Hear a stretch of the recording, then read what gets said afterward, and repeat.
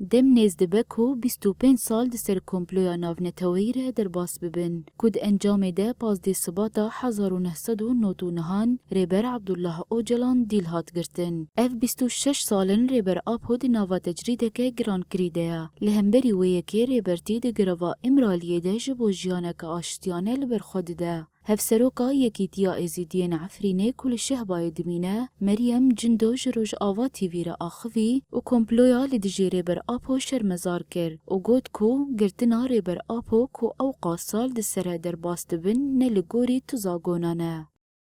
5 سال قد كده كفى 26 سال ريبر اوبن هندر زندان ده يعني اقصى سال اف كسايات كود حيوني نهات هندر زندان ده بمينه يعني راستي تجاري ده هندر قانون انكو دبه اما في جواك ده بارزن ده اي قانون ده نهوتي ذكراندن انسان که اجي من اسباب خوي انكو مخالف كرن الهمبر ما في المروفه مثلا تبيجي بيك انينا اف كس وري گردن يعني اف كس هرو جبو ما في خو جبو چند تي خو هناكي خاص في فكرة بدأ درخستن أم دبينن بفيري بازي هاد گرتن يعني رغم يكون مثلا حرتم دبينن أف ما في المروفة إيكو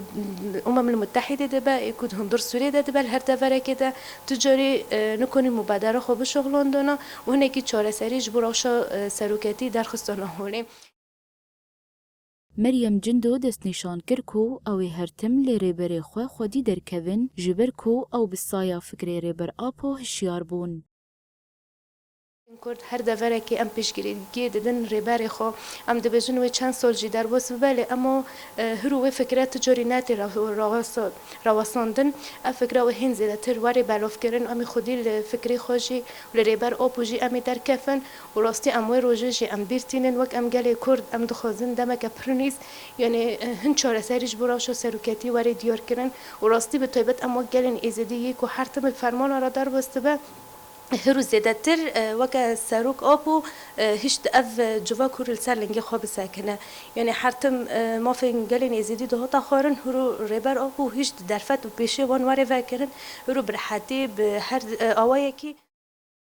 دولتا ترک جدما گرتنا ریبر آپو و حتی نها تجریده که گران لدجی ریبرتی فرسکریا و جسالا 1021 و به حنجتین جور بجور جزاین دسپلینه لریبر آپو دبره لهمبر ویجی گلی آزادی خواست با آرمانجا تک برنا کمپلویا ناونتوی و شکاندنا تجریده هر دناوالو تفگریدنه.